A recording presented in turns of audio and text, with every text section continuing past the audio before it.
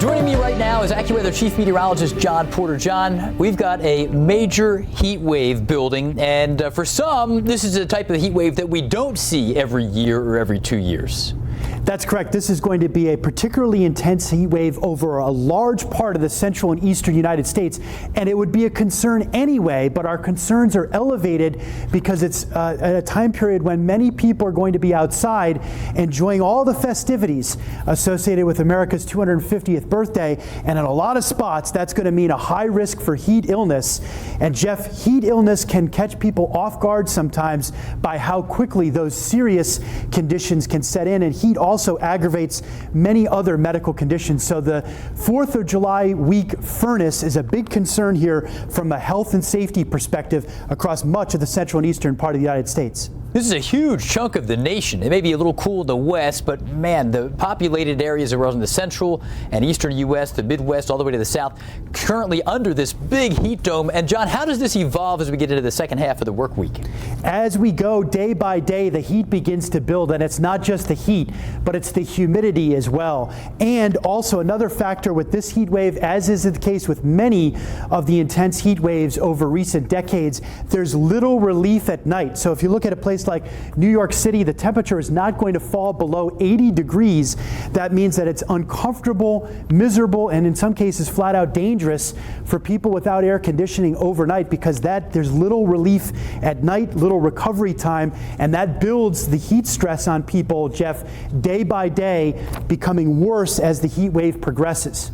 And as we look ahead to Thursday, this is when we really begin to escalate the heat along I-95.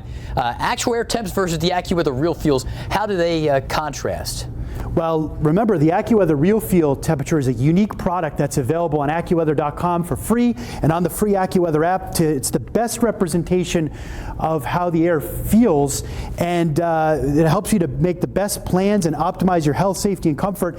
And look at this with the air temperatures on Thursday along the I-95 corridor from Boston and New York City into Washington, upper 90s to lower 100s. Watch what happens when we move this to the AccuWeather RealFeel Temperature, which includes a dozen different factors to arrive at that number. 112 in Washington, 109 in New York, 103 Boston.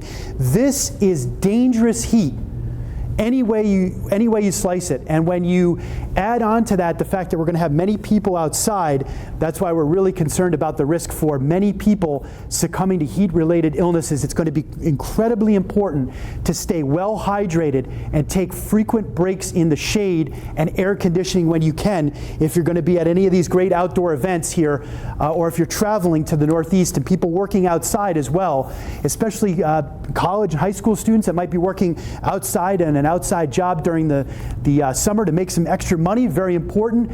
You could be at a special risk for heat-related illness because your body may not be as used to working outside in those conditions. Now, John, at AccuWeather, beyond the AccuWeather RealFeel Temperature, we also have a way of quantifying numerically the intensity, the duration, and the longevity here of heat waves. So how does this AccuWeather Heat Wave Severity Index operate from a longevity and intensity standpoint? Right, that's the key point. This is another AccuWeather unique innovation that we've developed and launched in recent years so that people can be best informed as it relates to extreme heat, since that is the #1 killer from a weather-related risk perspective across the country year over year. More people tragically lose their life in heat waves than they do from other types of severe weather events, and those numbers themselves tend to be undercounted because heat can be a factor lots of times in other illnesses as it relates to compounding those medical conditions. So let's look at Chicago, for example, and you could get these updated frequently for several cities on stories that we have on the AccuWeather.com website and the AccuWeather app as well. And notice the heat wave counter and severity index. The heat wave severity index is a 15 in this heat wave. It's the first heat wave of the year in Chicago, and look at the last 2 years. It's going to be the most intense by far of the last 2 years in Chicago. So the ability to showcase that this is a strong heat wave and to put it into context, that's what's so special about this tool. It's a far more than just saying it's going to be hot.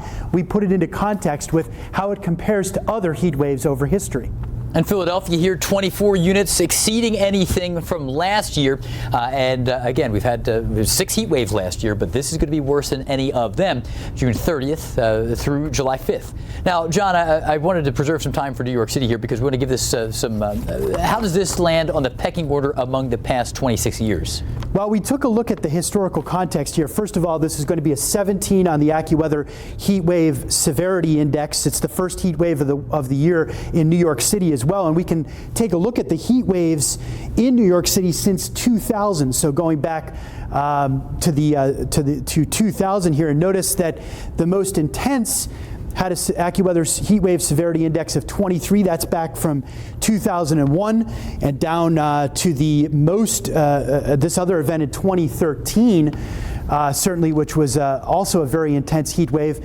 But look at where this heat wave is going to stack. It would be number 6 here since 2000. So that showcases the historical context of this. This is an impressive and dangerous heat wave in New York City and beyond. By the way, I want to point out that the most intense heat wave in our records in New York City, you have to go back to August into early September 1953, where we had a heat wave, AccuWeather Heat Wave Severity Index number of 36. So that puts all these heat waves into some context. Very important for people to be prepared. Very good intel. AccuWeather Chief Meteorologist John Porter, thanks for giving us a little context about the nature of this week's heat. Wrapping up to July 4th. We've had some nasty storms barrel through parts of Minnesota. Still severe weather returning to this area later on this evening and tonight. Storms firing in northern parts of the Dakotas. Damaging winds been the biggest issue in this area. Stay with us here on the AccuWeather Network.